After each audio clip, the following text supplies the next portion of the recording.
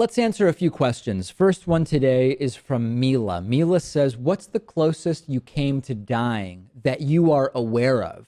Yeah, I mean, I think that you are aware of is a good caveat because, I don't know. There were probably situations where maybe on a plane, there was a situation where I never even found out that there was some kind of a issue up front.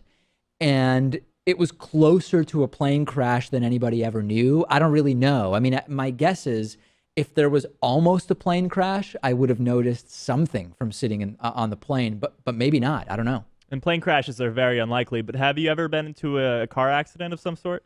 I've been rear-ended. I've not been in an accident where I thought, if I was a foot to the left or a foot to the right, I could have died. What I have experienced many times, though, are sort of near misses in cars where there's someone who is not paying attention and at the very last moment, one or both of the drivers sort of make an erratic move with the car and you avoid an accident altogether.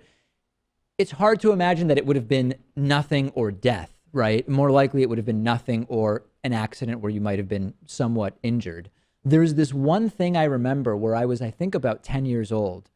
And I was riding my bicycle on a bike path in Western Massachusetts. And I remember my dad was riding sort of ahead of me. And I sort of drifted. You're supposed to stay to the right, much like on roads in the United States. And I sort of started drifting over to the left and I was looking into the woods or something like that.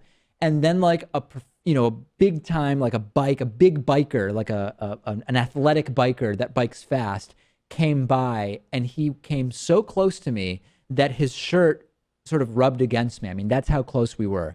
Now, had we hit head on, could I have died?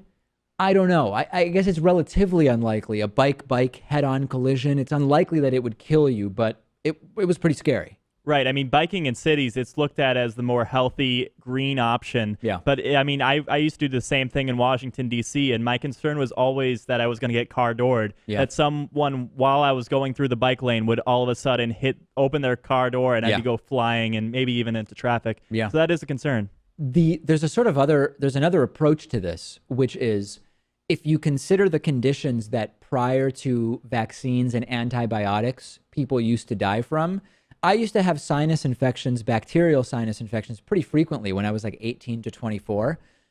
It's very mathematically possible that if we did not have antibiotics at this point, that one of those would have spread and potentially could have killed me prior to the antibiotic age. I don't know. Yeah, I mean, the child mortality rate was far higher than it is now, and of course, life expectancy is going up. The story that I would share is that when I was, this was a few years ago, the Boston Marathon attacks, I was walking from my job near Fenway Park to my dormitory in the downtown area of Boston. And because of the marathon, there's a lot of chaos, and I didn't want to take the train home, so I decided to walk the whole way. Right. And so I would see the end of the finish line.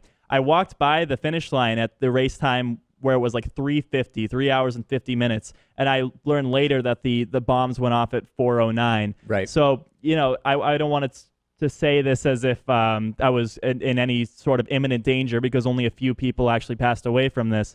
But it was certainly scary looking back at it. You were very close time-wise and location-wise to where people that were not doing anything other than just at the race were killed because of where they were and the time that the explosion happened. So in that sense, you were certainly in a situation where people did die doing nothing different than what you were doing, just walking through. I think that's the point. Absolutely, yeah. And a lot of people were coming from the Fenway area. The Red Sox game that they have on Patriots Day is during that morning. And a lot of people that were injured or just observed the whole chaos were coming right from the game. Yeah, and Patriots Day, for people who don't know, it's a Massachusetts-only holiday, right? Massachusetts only, yes. It's the second Monday in April or something like that. It's early in April, yeah.